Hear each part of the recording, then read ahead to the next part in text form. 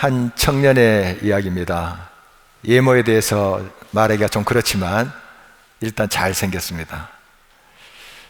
그리고 가정도 경제적으로 유복한 그런 넉넉한 그런 가정입니다. 그리고 부모님도 사회적으로 또 성공하셨다 이렇게 볼 수 있는 그런 가정 분위기인데 항상 얼굴이 어두워요. 그리고 불행하답니다.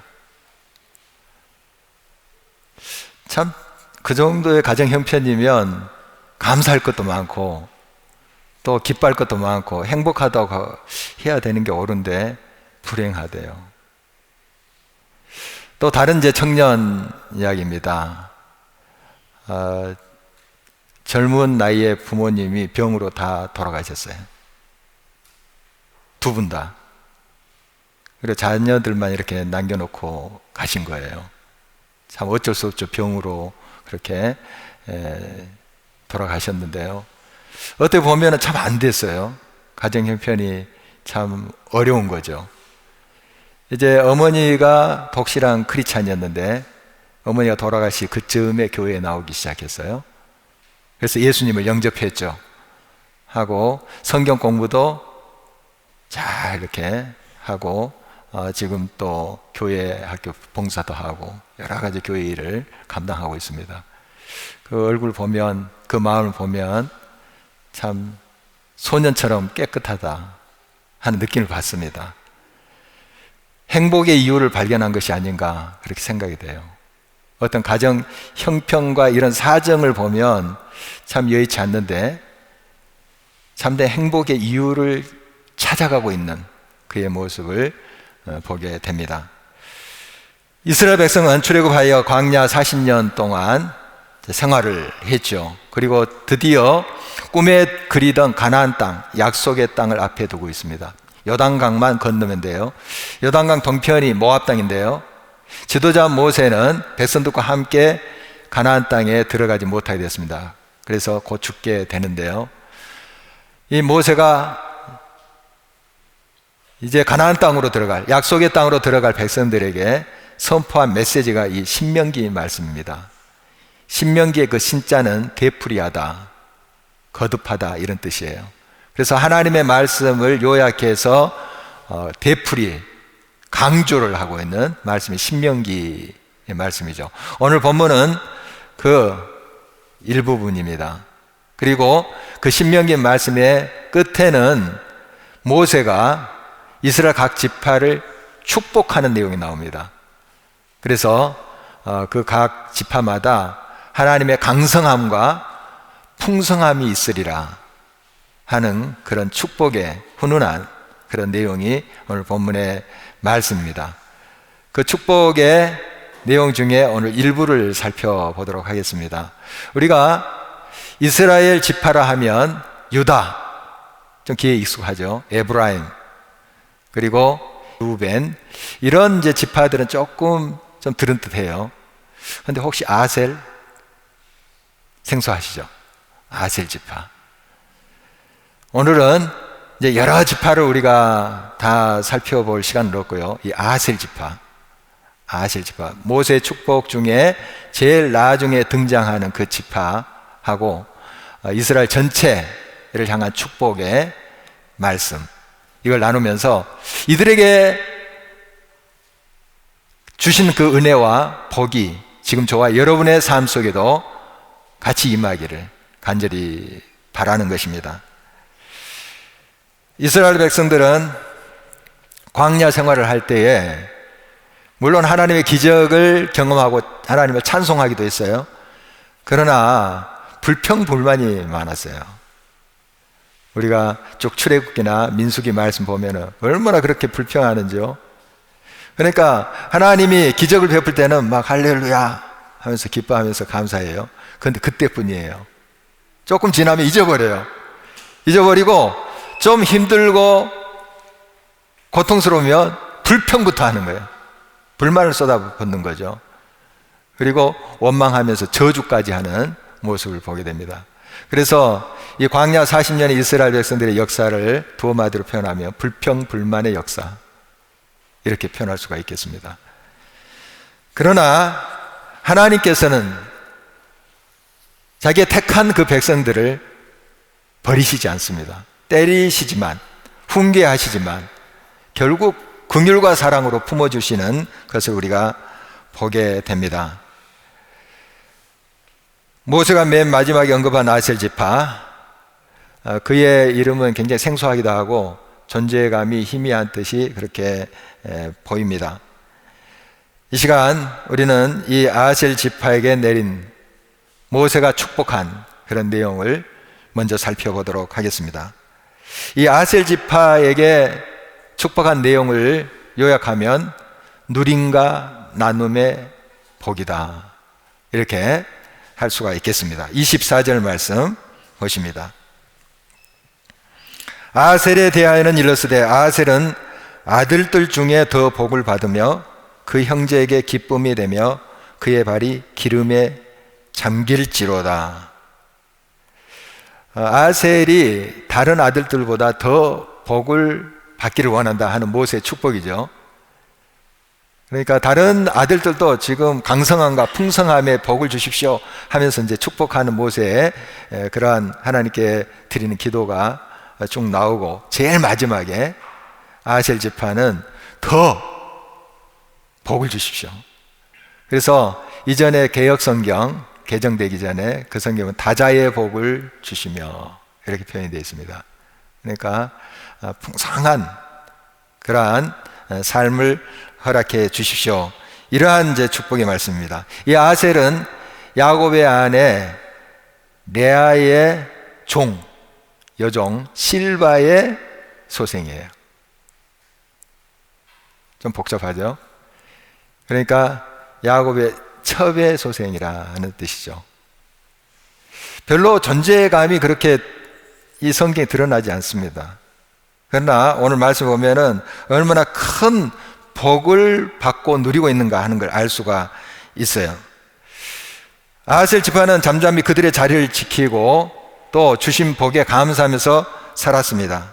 더 많이 가지려고 욕심을 내거나 더 높은 자리를 차지하려고 분투하지도 않았습니다. 그들은 시끄럽게 하거나 요란하지 않았지만 실속 있고 또 알찬 복을 기뻐하며 살았습니다. 그들의 이런 모습과 삶의 자세는 형제들의 기쁨이 되었습니다. 다른 형제들이 이 아셀에 대해서는 별로 신경을 안 쓰고 긴장하지 않아도 돼요. 왜냐하면 아셀이 워낙 경쟁하려고 했고 자기가 형제들을 누르고 높이 되려고 하지 않는 그런 형제라는 걸 알고 있기 때문에 편해요. 다른 형제들이 이 아셀로 인해서 행복했어요. 기뻐했다고 지금 성경의 축복의 내용을 보면 알 수가 있습니다. 바로 아셀 집안은 참으로 행복한 사람들이었습니다. 아셀이라는 이름의 뜻이 기쁨, 행복이라는 것도 우연이 아닙니다. 아셀을 보면 예수님의 달란트 비유 중에 2달란트 받은 사람이 연상이 돼요. 마태복음 25장에 보면은 그 달란트 비유가 나오잖아요. 한 주인이 이제 타국에 가면서 세 종에게 달란트를 맡깁니다. 한 사람에게는 5달란트, 다른 한 사람에게는 2달란트, 또 세 번째 사람에게는 1달란트를 맡겨요. 5달란트와 2달란트 맡은 사람은 최선을 다합니다. 성실히 일을 해서 배로 이득을 남겨요. 그래서 5달란트 받은 사람은 10달란트가 되고 2달란트 받은 사람은 4달란트가 되는 것이죠. 그런데 1달란트 받은 사람은 게을렀어요. 그 1달란트를 땅에 묻어도 일을 하지 않았습니다. 주인이 이제 때가 되어서 왔습니다. 계산을 해야 될 것 아니겠습니까? 정산을 하는데 이 2달란트 받은 사람과 5달란트 받은 사람이 이득을 배나 남겼어요. 그래서 칭찬합니다. 착하고 충성된 종아, 내 잔치에 참여하라. 성경을 보면은 두 사람에게 칭찬한 내용이 똑같습니다. 글자 하나 틀리지 않고 똑같아요. 내 잔치에 참여하라. 1달란트 받은 사람, 악하고 게으른 종아 하고 책망했어요. 그리고 밖에 내쫓김을 받았죠.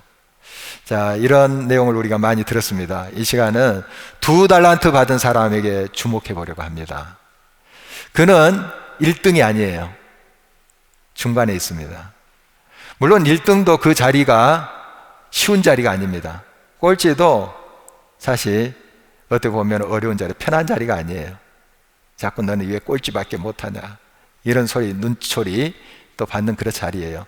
그러나 중간에 있는 이 2달란트 받은 사람, 참 힘든 자리가 아닐까 하는 생각을 해봅니다. 왜냐하면 5달란트 받은 사람을 보면은 열등감을 느낄 수 있어요. 나는 왜 이것밖에 안 될까? 저 사람 5달란트 받았는데 나는 2달란트 밖에 안 돼. 이런 열등감을 느낄 수 있고, 1달란트 받은 사람을 보면은 내가 그래도 너보다 나아. 우월감을 가질 수 있는 자리예요. 그러나 이 2달란트 받은 사람은 자기에게 주어진 달란트를 집중하고 최선을 다했어요.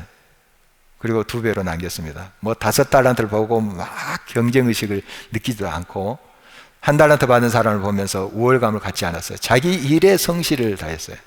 그래서 5달란트 받은 사람과 똑같은 칭찬을 받는 그런 모습을 보게 됩니다. 여러분, 참 행복은 자기 일에 성실 다하고 최선을 다하는 사람의 몫이에요. 자꾸 비교하면 불행해집니다. 그러니까 여러분, 최고가 되려고 하지 마세요. 최선을 다하는 것입니다. 최고가 되려는 그 가치는 경쟁의식을 갖는 거예요. 자꾸 저 사람 누르고라도 내가 1등을 해야지. 나보다 더 앞서가면 기분부터 상해요. 그리고 자기보다 못하다 하는 사람은 없인 여길 수 있어요. 우월감을 갖게 되죠. 우월감과 열등감은 같은 거예요. 같은 겁니다. 불행한 삶을 살게 돼요. 최고가 되려고 하는 사람은 불행해집니다. 그러나 최선을 다하십시오. 거기에 행복이 있어요. 여러분에게 주어진 달란트가 1달란트면 그 1달란트에 최선을 다하는 거예요. 5달란트? 최선을 다하는 것입니다. 비교하지 말고. 거기에 행복이 있어요. 최선을 다하다 보면 어느 순간에 최고가 돼 있을 수도 있어요. 안 될 수도 있고. 최고가 된다면 하나님께 영광 돌릴 일이죠. 하나님이 하셨습니다. 하나님이 이렇게 큰 은혜를 주셨습니다 하고 영광 돌리고 겸손해질 뿐이죠.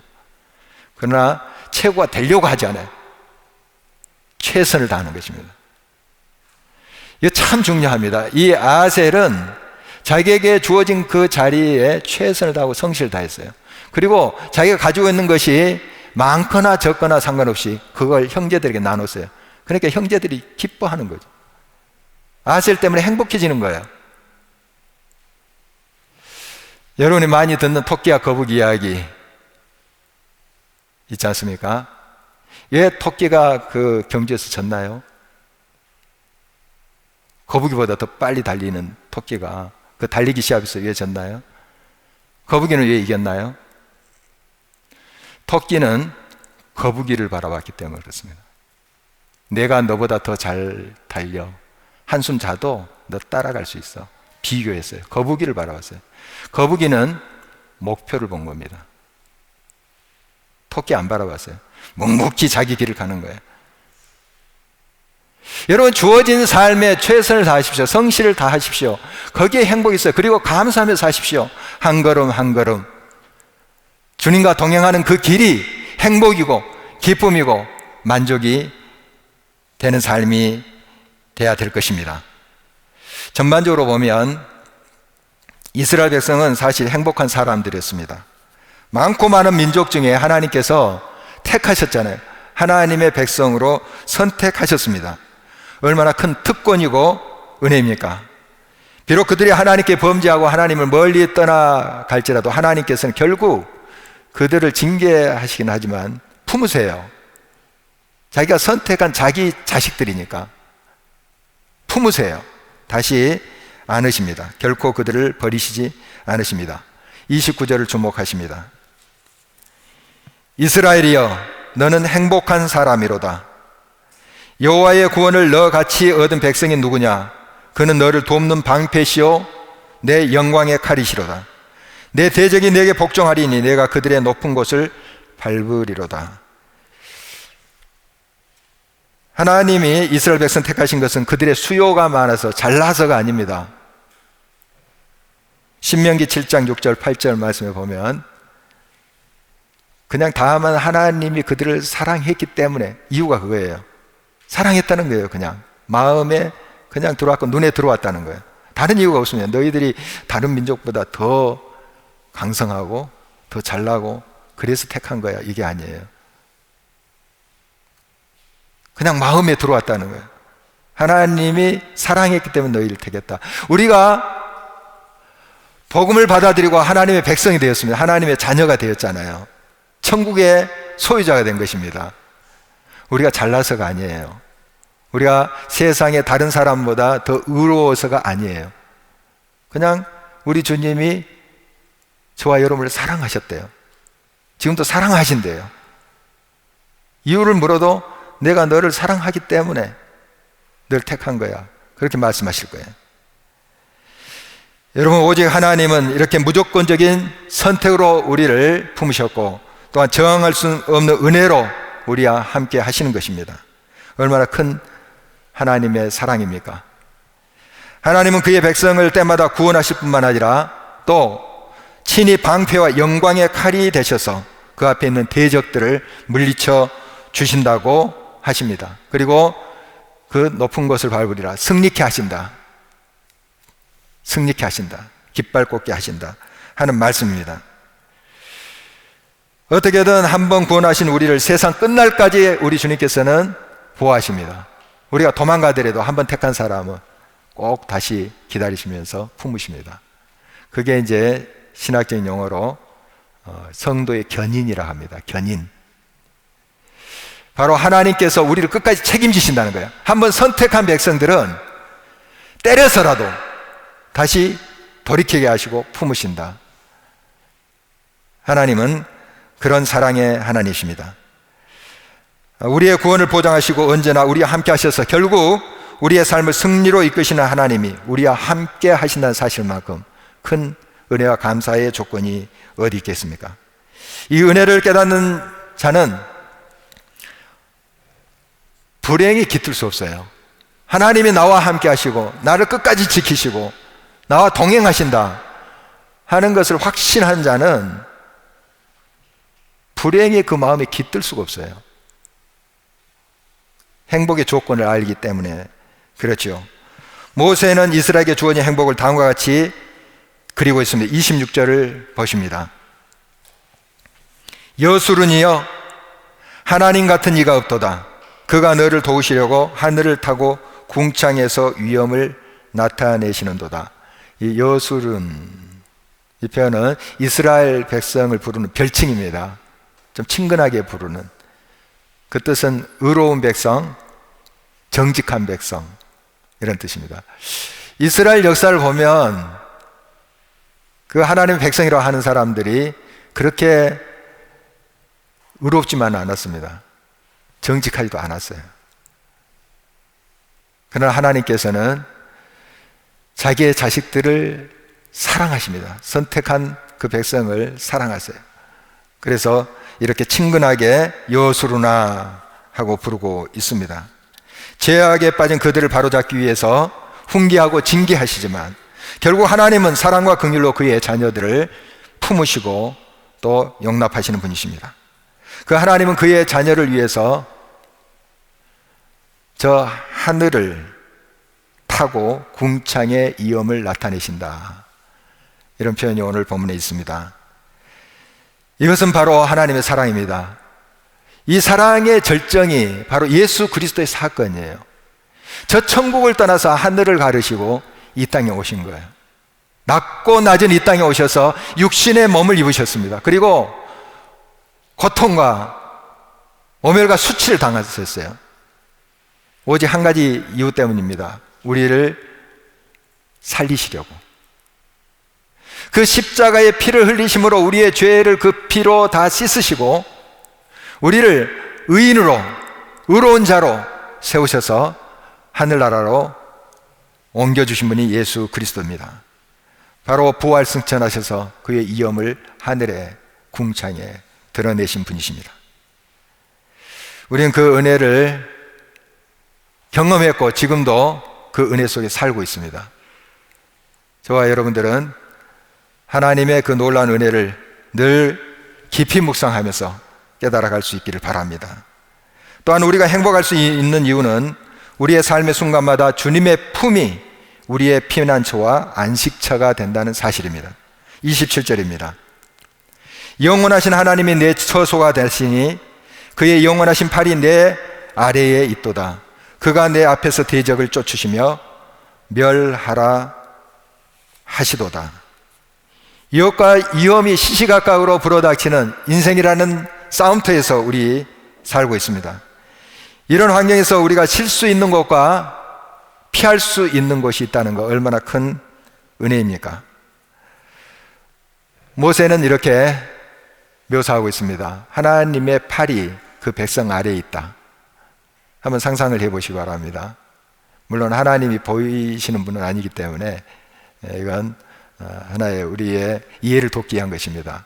하나님의 팔이 우리 아래에 있다. 우리를 품고 계시는 거죠. 안고 있는 모습입니다. 주의 친절한 팔에 우리가 안겨 있는 것입니다. 이건 우리가 그렇게 상상해서 그게 가능한 것이 아니고 실제입니다. 하나님이 우리와 함께 하세요. 이게 실제입니다.